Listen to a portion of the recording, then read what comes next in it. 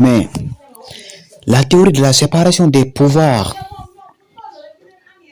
qui est étroitement liée à la philosophie des Lumières, reste indissolublement attachée au nom de Montesquieu. Alors que je vous rappelle que Montesquieu n'a pas théorisé la séparation des pouvoirs, il l'a tout simplement systématisé. Mais c'est John Locke qui a théorisé la séparation des pouvoirs au lendemain de la Révolution anglaise de 1688. Parce qu'à cette époque, John Locke avait assisté à l'époque d'un roi qui appelait Jacques II.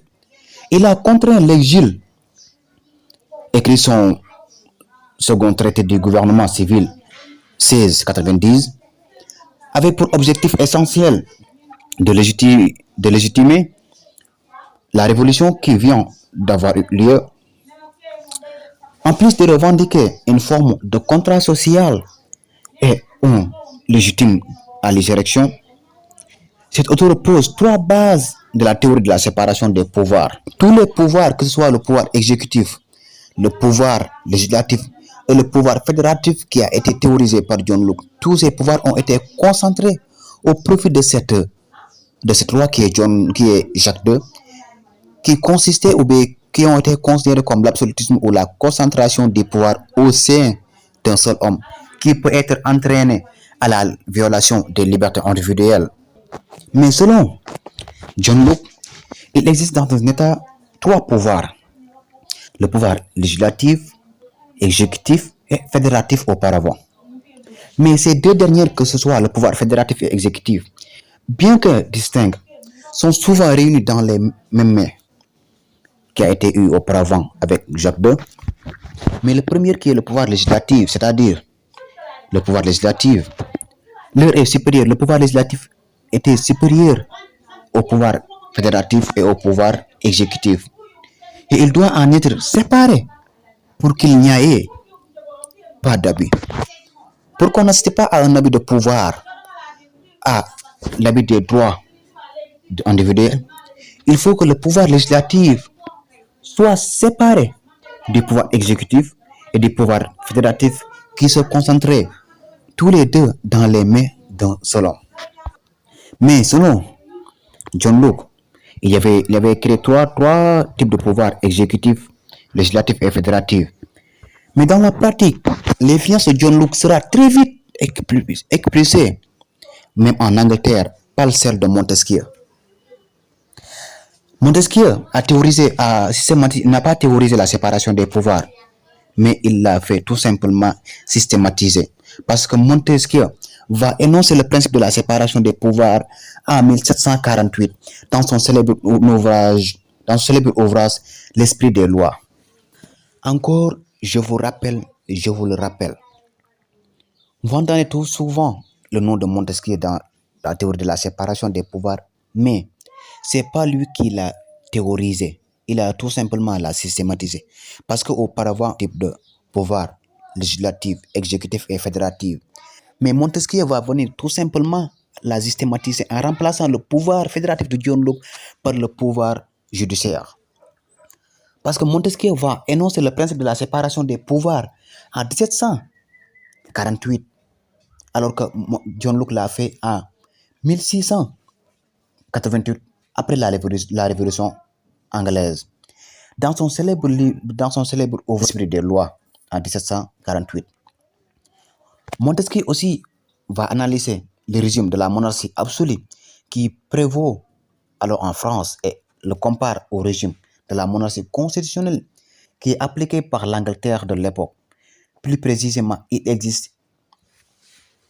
distingue, bien vrai, Montesquieu va distinguer trois sortes de pouvoirs dans chaque pays, différents de celle qui a été posée par John Locke.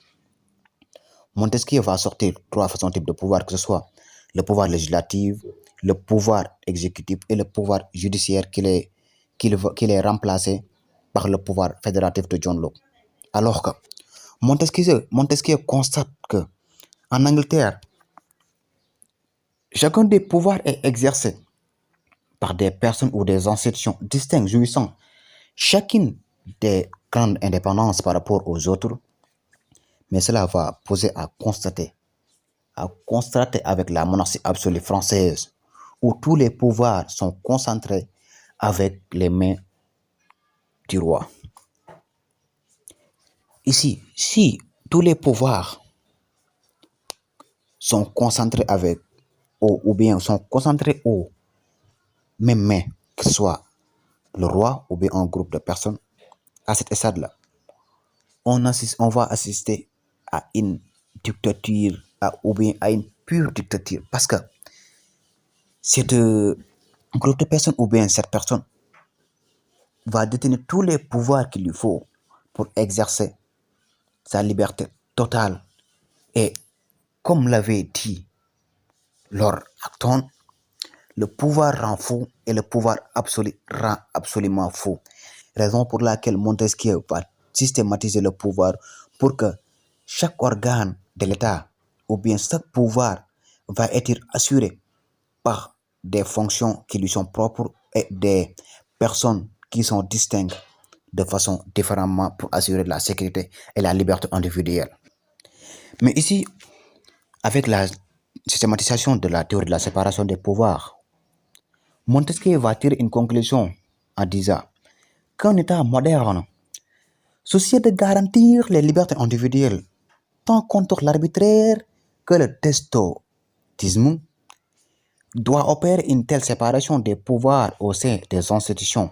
À vrai dire, lorsqu'il y a une concentration des pouvoirs de l'État entre les mains d'un même homme ou d'une même institution, la liberté des individus est menacée car, comme l'explique Montesquieu, c'est une expérience éternelle que tout homme qui a du pouvoir est porté en un abusé.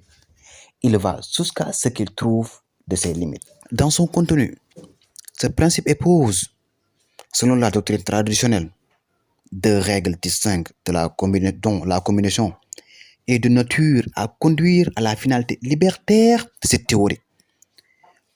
Aussi, c'est grâce à ces deux règles qu'on peut dire qu'on assiste à la vraie théorie, aux vraies théories de la séparation des pouvoirs. C'est la règle de la spécialisation et la règle de l'indépendance. Premièrement, la règle de la spécialisation.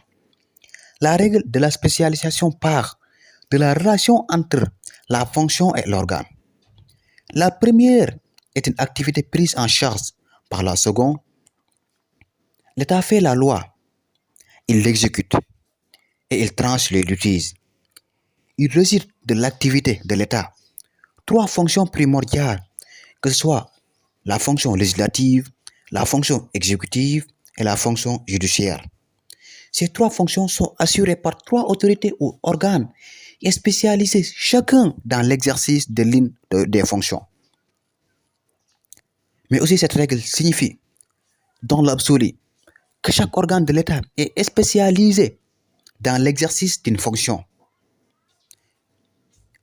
Il devra aussi exercer que cette seule fonction, mais devra l'exercer entièrement.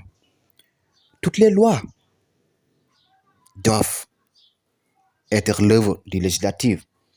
C'est le pouvoir législatif ou bien la fonction législative qui est chargée de faire les lois et tous les actes matériels sont judiciaires. Le pouvoir judiciaire est chargé de trancher les litiges qui surgissent entre les différents types de pouvoir ou bien encore entre les différents individus de la société. Mais en conséquence, chaque organe devra s'abstenir d'ingérer dans l'exercice des fonctions assignées à un autre organe. Bien vrai que on assiste à la spécialisation. Le pouvoir exécutif est chargé d'exécuter les lois. Le pouvoir législatif est chargé de faire les lois. Le pouvoir judiciaire est chargé de trancher les litiges. Mais grâce à ces fonctions-là, grâce à ces fonctions, ils ont assigné à des organes différents, qui va nous indiquer à énumérer la règle de l'indépendance. Ici, la séparation n'est pas seulement fonctionnelle, mais aussi et surtout organique. La séparation il est fonctionnel, mais aussi il est organique. Parce que dans la mesure où les trois fonctions séparées sont confiées à les trois pouvoirs, que ce soit le pouvoir législatif qui est chargé de légiférer, le pouvoir exécutif chargé d'exécuter, le pouvoir judiciaire est tenu de juger sur lui-même et n'a aucun moyen d'action dans le domaine d'intervention de l'autre, le pouvoir exécutif, que ce soit l'exécutif législatif et judiciaire, quiconque de ces pouvoirs n'a le monopole ou bien n'a les prérogatives de s'immiscer ou bien d'empiéter dans les fonctions de l'autre. Si on dit que l'indépendance organique, le pouvoir judiciaire est chargé de juger les lois, il est indépendant à cet stade-là. Le pouvoir exécutif n'a le droit de s'immiscer dans les affaires du pouvoir législatif, de même que le pouvoir législatif n'a les prérogatives de s'immiscer ou bien de s'abstenir ou bien d'empiéter les pouvoirs de l'exécutif. Le pouvoir exécutif aussi n'intervient pas, comme je l'ai dit tantôt, dans l'exercice de la fonction législative. Il ne dispose pas d'un droit d'entrée dans les assemblées et ne peut pas dissoudre le Parlement. Le pouvoir exécutif ne peut pas dissoudre le Parlement. Il n'a pas aussi le pouvoir d'entrer dans les assemblées comme il veut. De son côté aussi, le pouvoir législatif ne dispose d'aucune prérogative vis-à-vis du pouvoir législatif. Il ne participe pas au choix de ses membres ou à la détermination de la politique nationale et ne peut pas mettre fin à l'exercice juridique du gouvernement. Il en résulte d'une indépendance existentielle de chaque organe. Si on dit la règle de l'indépendance, ici on assiste à une indépendance organique. Parce que bien vrai, on a séparé les pouvoirs. Mais pour qu'on assiste à une séparation de ces pouvoirs, il faut que le pouvoir exécutif soit à titre indépendant, ne doit pas dépendre du pouvoir législatif, de même que le pouvoir législatif ne doit pas dépendre du pouvoir exécutif. C'est ce qui va nous permettre, ou bien c'est ce qui va permettre à un gouvernement de fonctionner correctement, parce que chacun de ces pouvoirs va marcher librement avec ses propres pensées, ou bien avec ses propres démarches qui lui sont soumises de suivre pour une bonne finalité de gouvernance.